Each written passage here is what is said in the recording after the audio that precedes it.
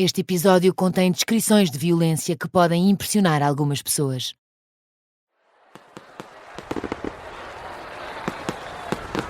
É o fim de semana do 4 de julho de 1988, o dia da independência dos Estados Unidos. A cidade portuária de New Bedford, uma espécie de Little Portugal no estado de Massachusetts, está em festa, como todo o país. Há piqueniques, paradas, fogo de artifício. Uma mulher segue de carro sozinha na estrada que sai da cidade, onde praticamente metade dos habitantes têm apelidos portugueses: Furtado, Carvalho, Medeiros, Paiva. Vai em direção ao norte do estado. Há pouco trânsito. Faz quilómetros sem se cruzar com ninguém. Precisa de ir à casa de banho, mas a Route 140 é uma espécie de deserto. Não encontra um posto de combustível ou um restaurante onde parar. Encosta numa zona onde a berma é mais larga. Deixa o carro e começa a descer em direção à mata, em busca de um lugar mais abrigado. Não anda muito, 10, 15 metros no máximo. É nessa altura que a vê. Ali, numa zona de clareira, está o corpo de uma mulher, seminu. Tem um pedaço de tecido enrolado à volta do pescoço, um sutiã, há de perceber-se mais tarde. E está em estado muito avançado de decomposição.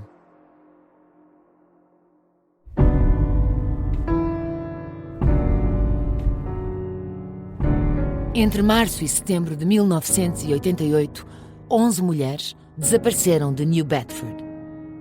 Deborah Medeiros, morta por estrangulamento, foi a primeira a ser encontrada no fim de semana do 4 de julho.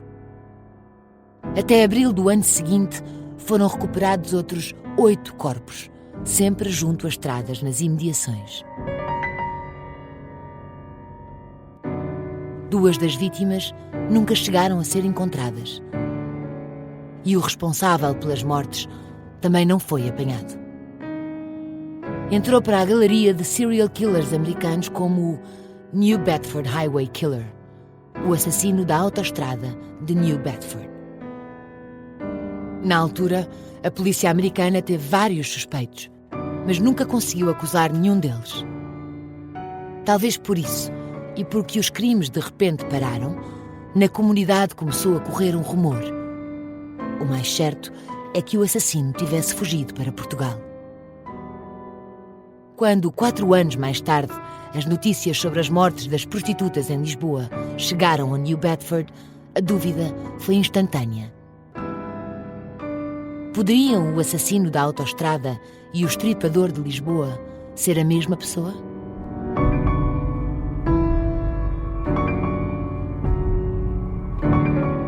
A Caça ao Estripador de Lisboa é uma série para ouvir em 6 episódios que faz parte dos Podcast Plus do Observador.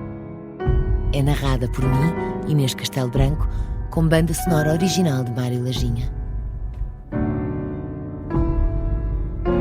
Episódio 5. Um roubo na sala de autópsias.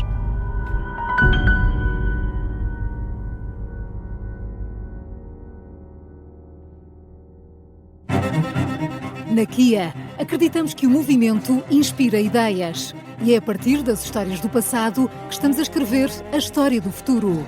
Descubra o novo Kia EV3, um SUV compacto elétrico com mais de 600 km de autonomia. Kia. Movement that inspires.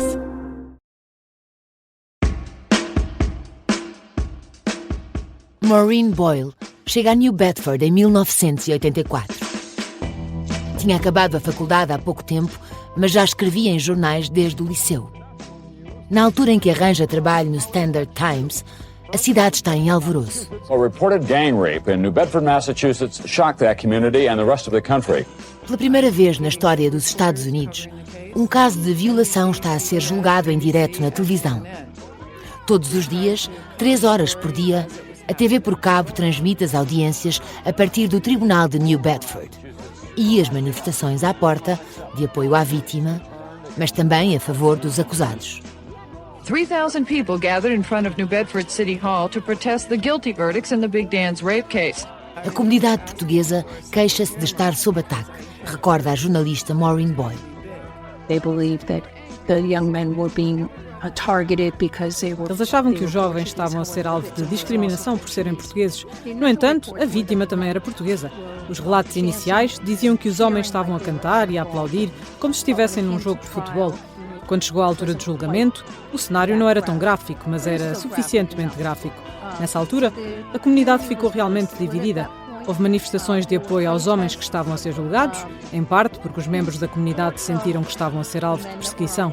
Portanto, tinha menos a ver com o crime e mais com a forma como os membros da comunidade se sentiam em relação à sua própria herança cultural e à forma como estavam a ser vistos. It had less to do with the crime and more to do with how members of the community felt about their own heritage and how they were being viewed.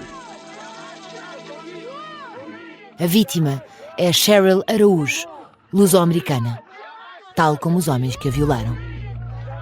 Tem 22 anos e 2 filhas pequenas.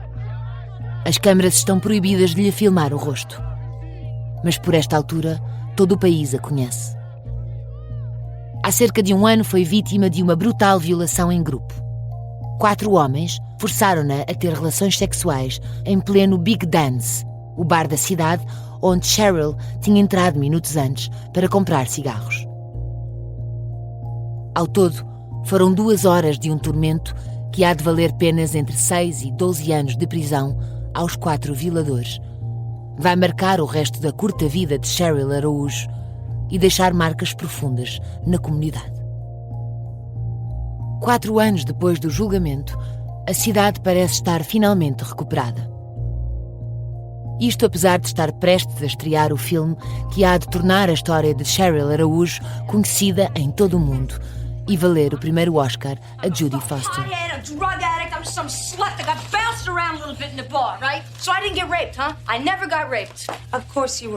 É justamente nesta altura, na primavera de 1988, que começam a desaparecer mulheres, explica a jornalista Maureen Boyle. The interesting thing about the New Bedford O interessante sobre os homicídios da autoestrada de New Bedford é que as mulheres não desapareceram todas de uma vez. Eram todas adultas e eram todas toxicodependentes. Essa era a linha comum. Algumas pessoas diziam que a prostituição era um fio condutor. Não necessariamente, porque nem todas as mulheres tinham registro criminal por prostituição, mas todas tinham problemas com drogas. A história não é muito diferente da que anos mais tarde há de acontecer em Portugal. Mas aqui, algumas das vítimas não chegam a ser dadas como desaparecidas. Por isso mesmo, os alarmes só disparam quando os corpos começam a ser encontrados. Só nessa altura é que as autoridades se apercebem que têm um problema. Há um serial killer à solta.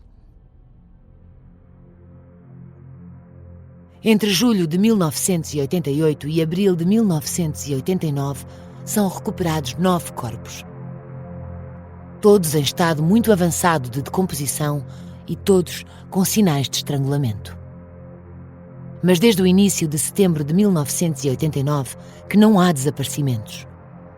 Por algum motivo, os crimes pararam. E é aí que se começa a falar em Portugal. Suspeito número 8. O serial killer americano.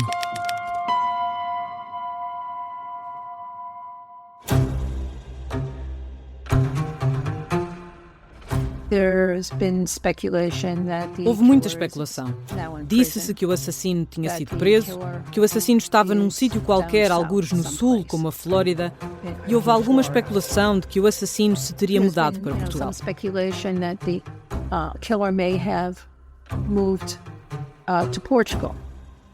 Para além de, à época, ter acompanhado o caso, em 2017, Maureen Boyle publicou em livro toda a história dos crimes e da investigação ao assassino da autoestrada de New Bedford.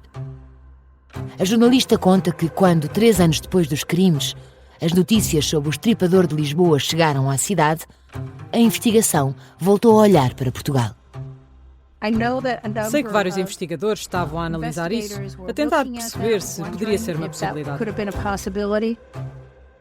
Muitas das mulheres assassinadas em New Bedford eram prostitutas e todas eram toxicodependentes. Estas são as semelhanças entre os dois casos. A forma de matar é diferente. O assassino da autoestrada estrangula as vítimas. O estripador de Lisboa também, mas só para depois as poder esventrar. Se fosse a mesma pessoa, teria realmente havido uma enorme escalada na forma de matar. O assassino de New Bedford não parecia ser alguém com tanta capacidade de planeamento e não era tão perverso. That didn't seem really well planned out, and it wasn't as vicious. A polícia de New Bedford investiga. Mas não há uma única prova que coloque o assassino da autoestrada em Portugal ou em qualquer outro lugar. A teoria do assassino único vai ter de cair. O serial killer de New Bedford parou de matar. E, ao que tudo indica, o estripador de Lisboa também. Um homicida em série só para por um de 3 motivos, explica José Ferreira Leite, à data subdiretor da PJ de Lisboa. Ou tinha falecido, ou tinha sido preso, ou tinha emigrado, voluntariamente não parava. Por esta altura, a psicóloga Cristina Soeiro continua a trabalhar no perfil do estripador e a desconstruir uma série de mitos que a investigação tem dado como certos. Primeiro, determina que a motivação dos crimes não é sexual e que a tese do homossexual reprimido não encontra sustentação noutros casos, nacionais ou estrangeiros. Depois conclui que o homicida pode ter parado de matar por outros motivos. Às vezes estes indivíduos iniciam a agressão por descontrole, por perdas. Imagine, perda de alguém que era estruturante na vida dele. A mãe, por exemplo, muitos deles têm uma relação disfuncional com um elemento da família, que pode ser a mãe, não é? Isto também é um mito, mas a verdade é que o modelo familiar é que é importante. Geralmente é algo externo que desequilibra o indivíduo, uma perda de uma pessoa importante, e que leva ao início. Mas também algo reestruturante, de novo, pode levar o indivíduo a parar. –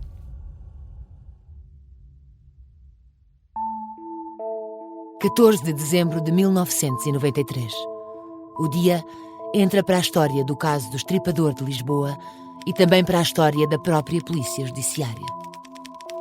Pela primeira vez, um psicólogo contribui para uma investigação em curso com um relatório oficial. A ocasião é de tal forma solene que Cristina Soeiro ainda hoje guarda as 15 páginas do documento original datilografado em que traçou o perfil psicológico do estripador de Lisboa, apoiada nos critérios do FBI. O FBI divide os homicidas em série em organizados e desorganizados. Pronto. E depois, os indivíduos podem ser hedonistas ou de poder. Geralmente, os indivíduos de poder são mais organizados. O que é os mais organizados? São indivíduos que cometem o crime num determinado local, movimentam o corpo para dificultar a identificação, a sua identificação. Até a identificação do próprio corpo, para dificultar a ação das autoridades. Depois temos os indivíduos que são hedonistas e desorganizados, que era o nosso caso. O que é um desorganizado? Faz o crime no sítio onde deixa o corpo. Não se preocupa com determinado tipo de precauções. Porquê hedonista? Hedonista porque retira prazer. O contacto que ele tinha com as vítimas era de manuseamento do corpo. Ali é muito comum nestes crimes haver uma evolução, uma progressão da maneira como o corpo é tratado. Passam 9 meses desde a última morte. O perfil psicológico traçado por Cristina Soeiro não encaixa apenas o estripador de Lisboa nas categorias criadas pelo FBI para estudar este tipo de criminosos. Também dá pistas para o apanhar. Eis o homem que a PJ tem de encontrar. Tem entre 25 e 34 anos. É caucasiano e quem o conhece acha que ele é inteligente, amistoso, sossegado e organizado. Sofre de problemas psicológicos e pode até já ter estado internado mais do que uma vez. No trabalho, tem um desempenho fraco e, muito provavelmente, executa funções indiferenciadas.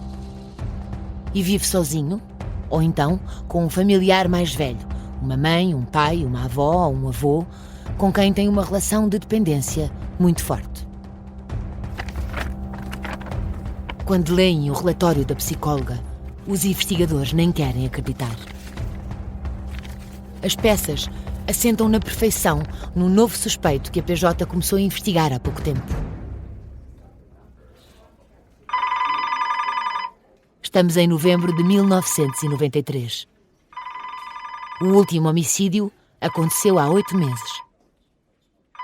O telefone das denúncias está novamente a tocar. Suspeito número 9. O médico.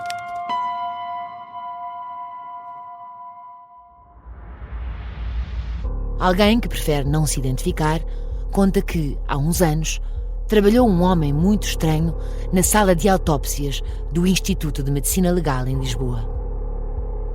O homem era estudante de medicina. Foi demitido depois de ser apanhado a roubar órgãos dos cadáveres e a dissecá-los na cave. Quem sabe não poderá estar relacionado com as mortes das prostitutas. O perfil bate certo. Medicina legal é justamente uma das ocupações a que o FBI tinha aconselhado a PJ a estar atenta. E há mais. No verão, o homem saiu de Portugal de repente. Foi para a Austrália, não muito tempo depois do terceiro homicídio. Os agentes levam a pista muito a sério e agora, com o relatório da psicóloga, têm a certeza de que devem avançar. Decidem escutar as conversas telefónicas da mãe do médico, na esperança de o ouvir também a ele. Por esta altura, a polícia portuguesa já pediu ajuda à Interpol. Já sabe que o homem chegou a Sydney no dia 12 de julho e que, neste momento, está no país ilegalmente. Já sabe que o visto de 3 meses caducou. E já sabe que, quando preencheu o formulário, o homem assinalou primeiro a opção estudos e depois trocou para férias. Mas não faz ideia do paradeiro dele nem do que tem andado a fazer. No visto, no campo da morada, está escrito apenas hotel. Não há um endereço, uma cidade, nem sequer um estado. Mas se puderem ouvir as conversas dele ao telefone, vão conseguir rastrear-lhe a localização.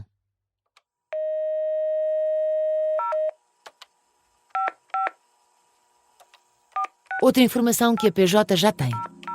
Todos os dias, sem exceção, o homem telefona à mãe, divorciada, que vive sozinha em Lisboa. Essa dependência da figura materna, explicam os investigadores no pedido de escuta, bate certo com o perfil psicológico do estripador de Lisboa. O homem tem 37 anos e vive sozinho. Chumbou no exame de internato médico, o que significa que tem um fraco desempenho profissional. E saiu de Portugal para a Austrália a seguir à terceira morte, sendo que os crimes também pararam. Há mais.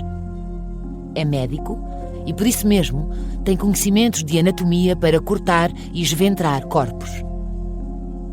José Sombreireiro é o diretor do Instituto de Medicina Legal e o mais respeitado médico legista do país, autor das autópsias de figuras como Francisco Sá Carneiro, José Dias Coelho ou Joaquim Agostinho.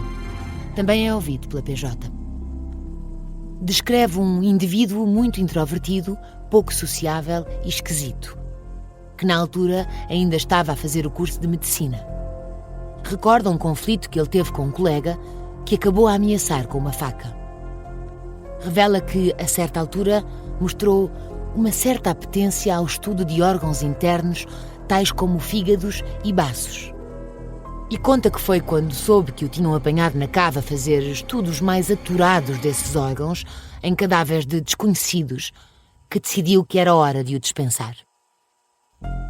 Apesar de as pistas apontarem na direção do médico, a verdade é que não há uma única prova direta contra ele, recorda José Ferreira Leite. Não tínhamos absolutamente nada contra a pessoa em concreto, mas encaixava no perfil que tinha sido definido. E o Ministério Público avançou com aquilo e o juiz concordou. Nunca antes um juiz tinha autorizado uma escuta telefónica nestes termos. Mas a verdade é que a PJ continua a zeros e há um homicídio em série à solta. 2 dias antes do Natal de 1993, às 4 da tarde, o telefone da mãe do médico está oficialmente sob escuta. E ele é oficialmente suspeito.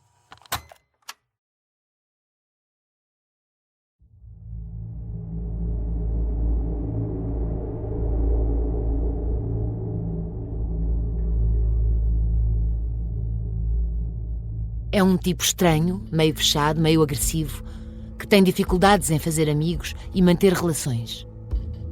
E que tem cadastro.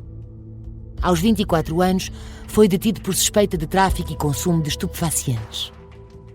Por causa do aspecto físico, ganha rapidamente uma alcunha por parte dos agentes: Pipo. Aos 37 anos, é finalmente médico, de clínica geral. Fez o internato geral no Hospital de Setúbal e reprovou no exame para o internato complementar já no fim de 1992. Meses mais tarde, entrou num avião para o outro lado do mundo. Ao telefone com a mãe, a quem liga todos os dias à 1 da tarde, hora de Lisboa, Pipo diz que passa o tempo todo a estudar. E enfurece-se contra Portugal e os portugueses. Diz que a vida lhe corre melhor quando está longe deles. Irrita-se com os primos da mãe que moram na Austrália e que por algum motivo não querem ser visitados por ele. Os seus primos que vão para a puta que os pariu, que eu não preciso deles. Eles não querem que vão bar da merda. A coisa que ela mais pede ao filho é que tenha calma e que não se envolva em conflitos. Nada de violência, repete, praticamente todas as vezes que falam ao telefone. São conversas no mínimo estranhas entre um homem de quase 40 anos e a mãe. A mãe diz-lhe que tem sempre de fazer boa vizinhança, ser educado e correto. Que sabe que ele é muito educado, mas que também é um bocadinho nervoso. Um dia pergunta-lhe se os nervos já se foram embora. E ele responde que sim. As conversas da mãe do médico com o ex-marido, o pai dele, são ainda mais reveladoras. Está claramente aliviada por o filho ter decidido emigrar. Qualquer homem da idade dele prefere ser independente, mas ele não, chega a dizer um dia. Logo a seguir desabafa: esta separação foi muito boa, para ele e para ela. As escutas são promissoras, mas até agora não revelaram uma única palavra sobre os crimes do estripador de Lisboa. A PJ pede à Interpol, na Austrália, que averigue se foram registados crimes idênticos no país desde que o médico lá chegou. Em 5 dos 6 estados, a resposta é negativa. Só o governo da Tasmânia não deu ainda resposta, mas é improvável que o homem tenha passado por lá. Pelas escutas, conseguem perceber, está em Perth, na Austrália Ocidental. Precisam de provas. E para as conseguirem, vão ter de continuar a ouvir. Apesar da insistência da mãe, que lhe implora que não regresse, se disponibiliza para lhe mandar dinheiro e até se compromete a ir visitá-lo, o médico volta a Portugal.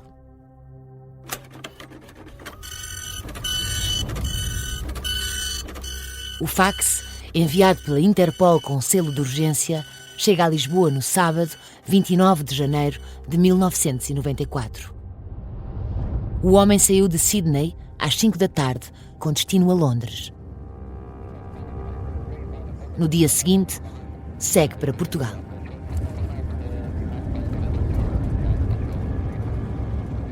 A PJ está convencida de que mais cedo ou mais tarde o estripador de Lisboa vai voltar a atacar. Mas as semanas passam e nada. O homem está decidido a arranjar um emprego. E consegue. Apesar de ter praticamente a certeza de que o médico é o homicida das prostitutas, a polícia não interfere. Continua sem provas concretas contra o homem. A única coisa que pode fazer para já é esperar que ele cometa um erro. Em março, o suspeito começa a fazer mudanças. Vai sair da casa da mãe para se instalar num apartamento da família em Campolide. Mais uma vez, os agentes acreditam que chegou a hora. O estripador vai voltar a matar. Ou vai tentar matar. Porque agora a PJ está a vigiá-lo. Mas, mais uma vez, Não acontece nada.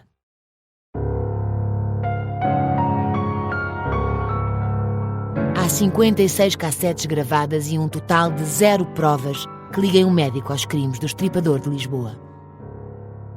As escutas têm de acabar. No dia 26 de abril de 1994, o agente responsável pelo caso escreve que as conversas gravadas não assumem qualquer relevância jurídico-processual, nem tampouco possuem relevância fáctica para a investigação. Aquele que foi o maior suspeito da PJ até ao momento é riscado do processo. Vigiado e escutado durante 4 meses, Pipo nunca chegou sequer a ser interrogado. Morreu em janeiro de 2013. Muito provavelmente sem saber que durante aquele tempo a polícia lhe ouviu todas as conversas e se convenceu de que ele era o Estripador de Lisboa.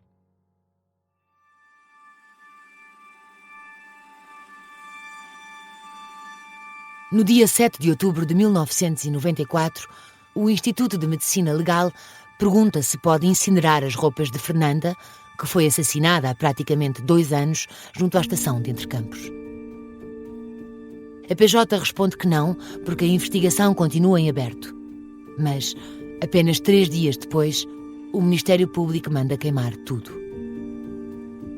Por causa do estado de deterioração e do mau cheiro, as roupas não podem continuar a ser mantidas ali. De resto, há poucas expectativas de que algum dia venham a ser úteis para o processo. A PJ já seguiu todas as pistas, mas não consegue resolver o caso. Não há nenhum suspeito. O grupo especial de apoio à investigação já foi desmantelado. Não há mais por onde ir. As impressões digitais que o perito Alexandre Simas recolheu depois da morte de Maria João nunca tiveram correspondência. Aquele era o primórdio do CSI. Só que, comparado ao que o que tem hoje a Polícia Judiciária de meios, não tem comparação. Hoje em dia, nós, por exemplo, metemos no computador, vai para ali o vestígio, e ele sai, seja metido ao contrário, à esquerda, à direita, e ele diz, no nosso tempo não era assim. Nós tínhamos gavetas e gavetas de impressões digitais, consultar uma a uma. Não havia computador. Então estava eu naquele vestígio que eu tinha dos 5 pontos, eu fui ver aquilo tudo. Andei sempre a ver se apanhava aqueles 5 pontos. Todo o processo de investigação era arcaico. E o facto da PJ ainda não ter capacidade para processar amostras de ADN também não ajudou, diz o inspetor Carlos Ademar Fonseca. O ADN não estava a ser usado em Portugal para fins de investigação criminal, quando já estava a ser usado em vários países da Europa, não é? Há 4, 5 anos. A ligação aos crimes de New Bedford nunca foi estabelecida. E também não foram encontradas provas contra o médico que viveu na Austrália. Só há uma certeza. As mortes, de facto, pararam. E isso pode abrir a porta a outra possibilidade. Se o Estripador de Lisboa não morreu, nem mudou de país para continuar a matar, pode sempre ter sido preso por outro crime qualquer. Em Portugal ou no estrangeiro. Em julho de 1996, chega a Lisboa uma carta vinda da Alemanha. Endereçada ao Procurador-Geral da República, a folha A4 está escrita dos 2 lados, numa letra desenhada e elegante que contrasta com inúmeros erros ortográficos grosseiros. Eu sei quem é o estripador que andou aí a matar as raparigas da estrada. O remetente é um imigrante português no Luxemburgo, detido na Alemanha, a cumprir o 2º ano de uma pena de 5. Explica que já é a 2ª vez que está preso, mas que não é nenhum criminoso. Diz que tem 35 anos, um filho pequeno e uma mulher à espera, e que quer ir para a liberdade o mais rapidamente possível. Garante que sabe tudo sobre o Estripador de Lisboa, mas também diz que só fala se o tirarem da cadeia. suspeito número 10. O assassino alemão.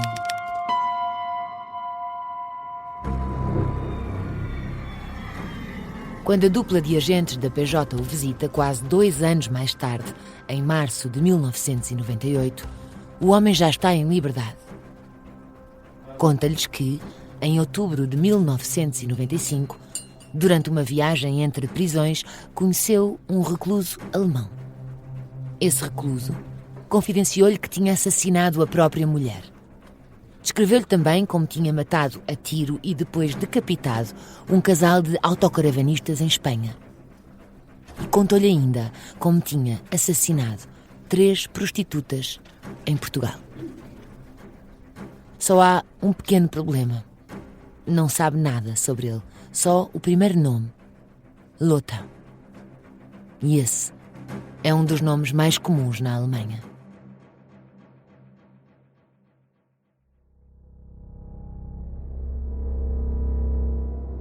11 de agosto de 1998. A primeira vítima do estripador, Valentina, foi assassinada há 6 anos e 11 dias. Ao primeiro andar da sede da PJ, chega uma carta da polícia alemã a pedir desculpa. Primeiro houve atrasos na tradução, depois um lapso. O documento já estava pronto para seguir há quase 2 meses, mas os agentes responsáveis esqueceram-se de o enviar para Lisboa. Já conseguiram identificar o Lothar de que os portugueses andam à procura. Trata-se de um homem do estado de Hesse que, em agosto de 1995, assassinou a mulher com 2 machadadas na nuca, a decapitou e depois lhe pegou fogo antes de fugir com um cúmplice para a Espanha. Mas as datas não batem certo. Lothar Felle Antschel foi preso a 21 de julho de 1988 na Alemanha, acusado de roubo agravado. Quando Valentina foi assassinada, estava na cadeia. E quando Fernanda morreu, também. Só foi libertado a 3 de março de 1993, 12 dias antes de Maria João aparecer morta na Póvoa de Santo Adrião. O estripador de Lisboa não pode ser ele. Os agentes ficam desiludidos, mas por pouco tempo. 3 semanas depois, já vão estar a seguir outra pista internacional. Desta vez, enviada diretamente para Lisboa pela Interpol de Bruxelas. O suspeito é um violador e assassino em série. E, num dos crimes, usou o gargalo partido de uma garrafa. A PJ está tão convencida de que o homem pode ser mesmo o estripador de Lisboa que envia uma equipa de 3 agentes à Bélgica para o interrogar. Mas essa é uma história para o último episódio. No último episódio... E às tantas recebo uma chamada da minha filha mais velha a dizer-me que prenderam o teu estripador. Mas era tudo mentira. Tudo. Não faltou fazer nada. Nada, absolutamente nada. Já não perde nada em revelar-se e a estar vivo e dizer, olha, fui eu.